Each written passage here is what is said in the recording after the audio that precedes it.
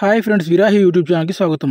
ఈరోజు మనం లైవ్లో అయితే కొప్పూరులోని హనుమంతపూర్లో గల ఆంజనేయ స్వామి ఆలయంలో అయితే అంటే పంచముఖ ఆంజనేయ స్వామి ఆలయంలో అయితే మనము సీతారాముల కళ్యాణ వేడుకలు అయితే చూసాం కదా. ఇప్పుడు మనం ఈ వీడియోలో భీమదేవరిపల్లి మండలంలోని మండల కేంద్రంలోని గల గ్రామంలో శివాలయం, అలాగే దీన్ని భీమేశ్వర ఆలయం అని కూడా అంటారు. ఈ ఆలయంలో సీతారాముల వేడుకలు అయితే మనం చూడబోతున్నాము.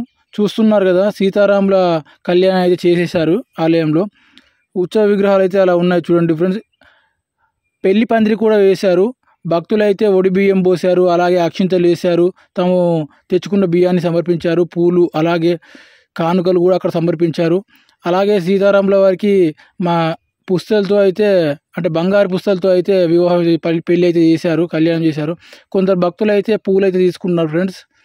ఎందుకంటే సీతారాములకు సమర్పించే పూలను తీసుకొని పెట్టుకోవడం ద్వారా మంచి జరుగుతుందని భక్తులు అయితే కోరుకుంటారు, అంటే వారి నమ్మకం. చూసారు కదా, పెళ్లి పందిరి అయితే చాలా బాగుంది. పైన ఫ్యాన్ కూడా వేసేసారు, అంటే భక్తుల సౌకర్యార్థం. అచ్చం మనకు పెళ్ళి ఎలా చేస్తారో, నిజమైన పెళ్ళి ఎలా చేస్తారో అలాగే మండపాన్ని అయితే ఏర్పాటు చేశారు. పూల మండపం, బంతి పూలు అలాగే రకరకాల డెకరేషన్ పూలు వాటితో అయితే ఏర్పాటు చేశారు. చూస్తున్నారు కదా, పెళ్లి మండపం కళ్యాణం అయితే చేసేసారు ఫ్రెండ్స్.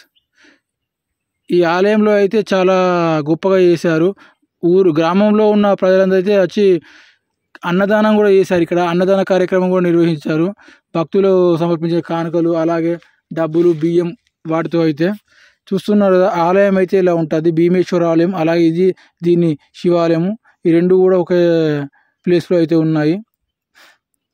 పక్కనే చూస్తున్నారు కదా సుబ్రహ్మణ్యేశ్వర స్వామి కూడా ఇక్కడ కొలువు తీరాడు. అంటే ఆలయం పక్కనే, భీమేశ్వర ఆలయం పక్కనే. వెనకాల చూస్తున్నట్లయితే అదేనండి అన్నదానం చేసిన ప్లేసు.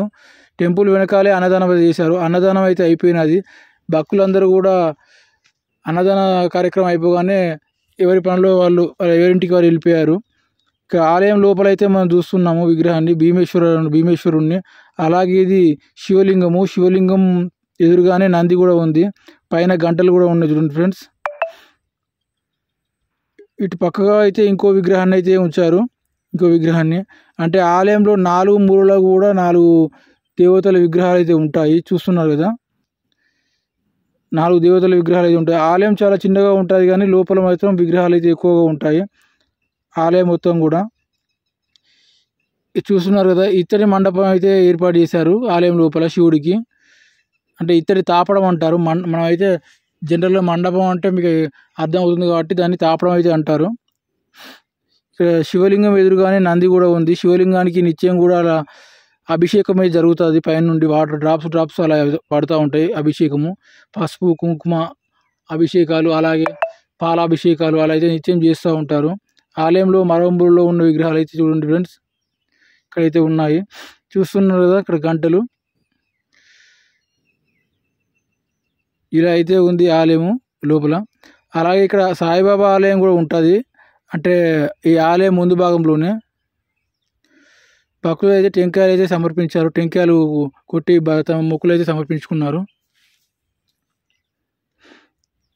ఆలయం ముందు అయితే కొందరు భక్తులు కూర్చున్నారు ఫ్రెండ్స్. అలాగే తులసి కోట కూడా ఉంది ఆలయంకి ఎదురుగానే. అంటే ధ్వజస్తంభం పక్కనే అయితే ఉంది తులసి కోట. మరొకసారి అయితే మనం పెళ్లి మండపాన్ని చూస్తాం, సీతారాముల వారి మండపాన్ని. చూస్తున్నారు కదా, కొందరు భక్తులు అయితే, కొందరు ముసలి వాళ్ళు కానీ, కొందరు అంటే భక్తులు కానీ భక్తి శ్రద్ధలతో అయితే ఈరోజు ఇక్కడే ఉంటున్నారు కొందరు. చూస్తున్నారు ఇక్కడ నాగమ్మ కూడా ఉంది. జంట నాగుల విగ్రహం కూడా ఇక్కడ ఉంది.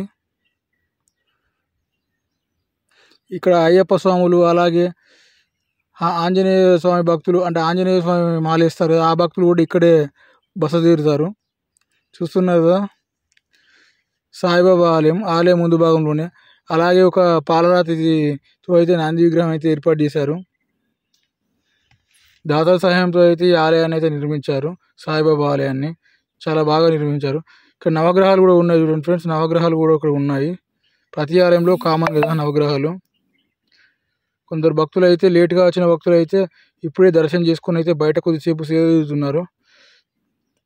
వీడియో ఇస్తున్న ప్రతి ఒక్కరికి కూడా ధన్యవాదాలు. విరాహి యూట్యూబ్ ఛానల్ని ఇలాగే ఆదరిస్తున్నారని కోరుకుంటున్నాను. అందరికీ బాయ్.